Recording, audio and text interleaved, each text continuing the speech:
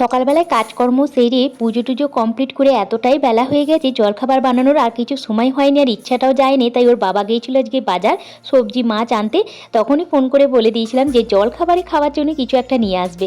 তা সেটাই এনেছে, সেটাই রেডি করতে চলে এসেছি। এখন বাজে সকাল 9:30।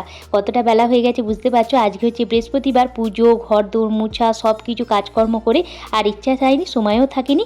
তার জন্য একটু বাইরে থেকে এই যে কুমড়োর তৈরি বেগুনি আর হচ্ছে চপ নিয়ে এসেছে, একটু শশা, 3 জনাকার মুড়ি রেডি করে নিই। আজকের জলখাবার এইটুকুই, শশা চপ মানে আর বেগুনি, বেগুনি মানে কুমড়োর তৈরি বেগুনি। তার আগে বলি হাই, আমি Munmun, welcome back to my channel. আশা করি যে যেখানে আছে ভালো আছে, সুস্থ আছে। বড়রা আমার প্রণাম নেবেন, ছোটরা আমার ভালোবাসা নিও। চল আমার এই ছোট্ট ব্লগের সঙ্গে থাকো। খাওয়া দাওয়াটাকে করে নিই। বাবু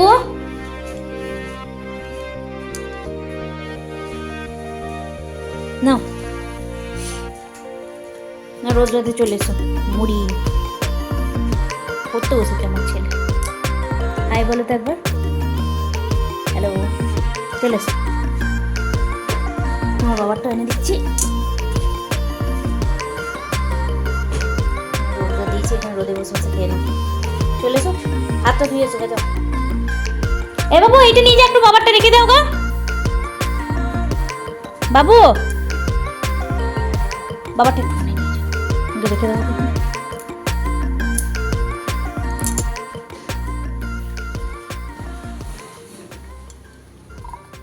আর এই যে এই ডেজার্টটা বানিয়েছিলাম, মানে ওই যে সিমুইটাকে কুনাফা চকলেট বানিয়েছিলাম না, মানে তোমার ওই দুবাই ভাইরাল যে চকলেটটা বাবুর জন্য, সেই ভাইরালের চকলেটের যে সিমুইটা তৈরি করেছিলাম সেটা একটু বেঁচে গিয়েছিলো, সেইটা দিয়ে কাস্টার্ড পাউডার দিয়ে এটা তৈরি করেছি। ফ্রিজে রেখে দেওয়া ছিল, একটু বাবু খেয়েছে সকালবেলাতে, আর আমি মুড়ি দিয়ে 3 জনা তাহলে খেয়ে নেবো, এটাই রেখে দিচ্ছি। চলো খাওয়া দাওয়া করে আবার রান্নাটা বসাবো। একটু নিয়ে এসেছি বাটা মাছ, ওর বাবার আবার খুব পছন্দের মাছ হচ্ছে বাটা মাছ। আমার যদিও মাছ অত ভক্ত নয়, মাছ খেলেও আমি কাতলা মাছের মাথাটা পছন্দ করি, তাছাড়া মাছ অত ভক্ত নয়। তবে বাবু খায়, তবে এই বাটা মাছটা বাবু খুব একটা ভালো করে খেতে পারে না, ওর বাবা পছন্দ করে বলে নিয়ে এসেছে। একটু নুন হলুদ মাখিয়ে রেডি করে রেখে দেবো। আজকে জানো তো একটু বানাবো তোমার কামরাঙার চাটনি বা আচার যেটাই বলো। অনেকটা নিয়ে এসেছে, দেখলাম 3টে মতো নিয়ে এসেছে। আর কামরাঙা যা টক, আমি তো খেতে পারি না, আর আচার বা টক আমার বাড়িতে চাটনি যা হবে সেটা হচ্ছে ওর বাবুর বাবার জন্য। এখন বাবু টুকটাক খেতে শিখেছে আচার বা টক জাতীয় জিনিস, তার জন্য ভাবছি একটু বেশি করে রেখে দেবো, তাহলে 2-3 দিন হয়ে যাবে। প্রতিদিন অল্প অল্প করে করার থেকে একবার আচার মতো করে রেখে দেবো। এই যে একটু বেগুন ভাজা শাক ভাজা করে নিয়েছি, একটা তরকারিও করে নিয়েছি, আর শেষে আমি চাটনিটা করে নিচ্ছি মানে আচারটা। এর জন্য দেখো 3টে কামরাঙা এনেছিল, একটু ভালো করে ধুয়ে নিয়েছি।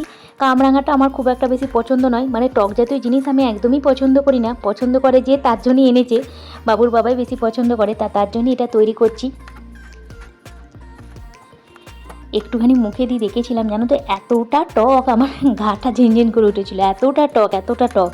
আমি একদম টক খেতে পারি না, তো তাই একটুখানি ভাবছি এই গুড় টুড় দিয়ে তৈরি করবো, একটু আচারের মতো করব। চাটনি ঠিক না, আচার চাটনি মিক্সের মতো হবে যাতে বলে।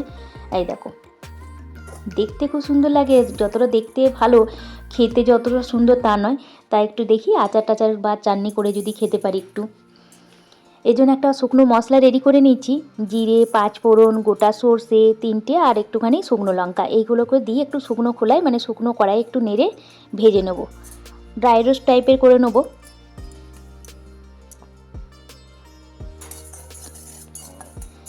এই মশলাটা আচারে দিতে আমি মাকে দেখেছিলাম, মা দিত আচারে, আর এই মশলাটা মা সবসময় একটু করে রেখে দিত, নিরামিষ তরকারিতে একটু দিলেও ভালো লাগে। 5 ফোড়ন আর জিরে শুকনো লঙ্কা যদি একটু ভেজে রেখে দেওয়া হয়, আমি কখনো কখনো গোটা গরম মশলাও না এর সঙ্গে ভেজে একটুখানি ভাজা মশলা টাইপের করে রেখে দিই, যার ফলে না যখন একটু নিরামিষ তরকারি হলে একটু দিয়ে দিলাম, খেতে খুব ভালো লাগে। এই যে নিয়ে নিয়েছি, এখানে একটু গুঁড়ো করে নেবো, একটু দানা দানা থাকলে ভালো লাগে, মুখে পড়ে। একদম পাউডার করে নিলে কিন্তু দেখেছি মা দেখতাম ওই তোমার ওই চাকতি বেলার মধ্যে কিংবা শিল নোড়াতে হালকা করে একটু গুঁড়ো করে নিত, একটু দানা দানা অবস্থায়, সেই রকমই ওটা একটু পিষে আমি গুঁড়ো গুঁড়ো করে নিয়েছি। আর এখানে কড়াইয়ের মধ্যে দিয়ে দিলাম সর্ষের তেল, আর একটুখানি শুকনো লঙ্কা দিয়ে আচারটা বানিয়ে ফেলবো। এই আচারটা বানিয়ে রেখে দেবো, আমি বলেই দিয়েছি 5-6 দিন 7 দিন হয়ে যাবে, সেরকমভাবেই বানাবো, কোনো রকম জল ছাড়া। আর আমার বাড়িতে যখন আমি আচার তৈরি করি সবার আগে শেষ করে দেয় বাবুর বাবা। এখন দেখছি বাবু বড় হয়ে গেলে না বেশ আচার পছন্দ করছে, তার জন্য ভাবলাম এই সময় কামরাঙা পাওয়া যাচ্ছে, নিয়ে যখন এসেছে এটা দিদি কী করবো, শুধু অল্প করে চাটনি একটা একটা করে করার থেকে একবারে আচারের মতো বানিয়ে রেখে দিই। বেশিরভাগ সময় বিয়ের প্রথম না আমার বাড়িতে আচার আসতো মায়ের কাছ থেকেই, নাহলে দিদি নিয়ে আসতো কুলের আচার, আমের আচার, তারপরে চালডার আচার, এগুলো মা খুব ভালো বানাতে পারে, আমার বড় দিদি বানাতে পারে খুব ভালো। কিন্তু ওদের বাড়ি থেকে বেশিরভাগ আসতো। বিয়ের পর থেকেই আচার, ঘি, বড়ি এগুলো মাই বেশিরভাগ দিত। এখন তো বয়স হয়ে গেছে, মাও আসতে পারে না, তারপরে আমারও যাওয়া হয় না। তার জন্য এখন ঘরেতেই সব কিছু বানাই, যখন এটাও বানাচ্ছি। যতই বানাই না কেন মনে হয় যেন মায়ের মতো টেস্ট হয়নি, সবসময় মনে হয়। হয় না বলো? যে কোনো কিছু, আমি তো এত কিছু রান্না করি, বাবুর জন্য করি, কত কিছু রান্না, সেটা তোমরা রান্নাবান্না মুন কুকিং চ্যানেলটাতে দেখেছো। কিন্তু করলেও না আমার যেন মনে হয় না সেই টেস্টটা পাচ্ছি।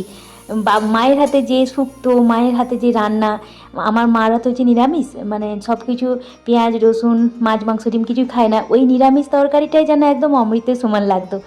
এখন অনেকটাই মিস করি, নিজে যতই নিরামিষ তরকারি করি না কেন। দেখো তোমাদের সঙ্গে সঙ্গে বকবক করতে করতে কী কী দিলাম ভুলেই গেলাম। ওই যে শুকনো লঙ্কা, সর্ষের তেলের মধ্যে শুকনো লঙ্কা পাঁচ ফোড়ন দিয়ে একটুখানি ভাজা ভাজা করে নিলাম কামরাঙাগুলো দিয়ে। আর তার মধ্যে একটু লবণ, হলুদ আর একটু লঙ্কার গুঁড়ো দিয়েছি, কাশ্মীরি লঙ্কার গুঁড়ো দিয়েছি, দিয়ে ঢাকা দিয়ে একটুখানি এটা রান্না হতে দিয়েছিলাম লো ফ্লেমে দিয়ে। ওর বাবু আর বাবুর বাবা কী করছে আবার দেখে এলাম, পড়তে বসেছে, মানে সামনেই তো আবার বাবু 9-এ উঠবে, আর 9-এ ওঠা মানেই চাপ, বুঝতেই পারছো। তাই ওর বাবারও আজকে ছুটি আছে, যেহেতু বাড়িতে আছে, দুজনাই বসেছে। আর দেখো এখানে আমি দিয়ে দিলাম একটু মিষ্টিটা, গুড়টা না আমি একটু বেশি করে দিয়েছি। তোমরা যদি টক কম মানে বেশি খাও তাহলে কম দেবে। আমি যেহেতু একটু টকটা কম পছন্দ করি, বাবার কথা ভাবিনি, আমি একটুখানি গুড়টা বেশি করেই দিয়েছি।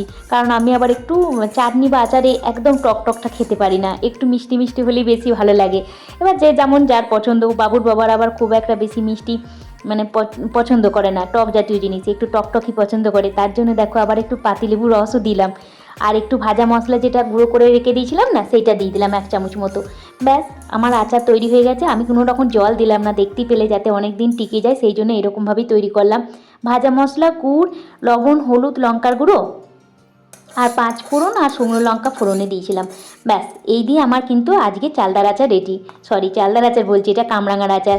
এদিকে লাঞ্চের থালি রেডি করে নিয়েছি। আজকে রান্না করেছি ভাত, শাক ভাজা, পুনকো শাক ভাজা, বেগুন ভাজা, বাঁধাকপির তরকারি, বাটা মাছ ভাজা, স্যালাড, মুগের ডাল আর একটু কামরাঙার আচার।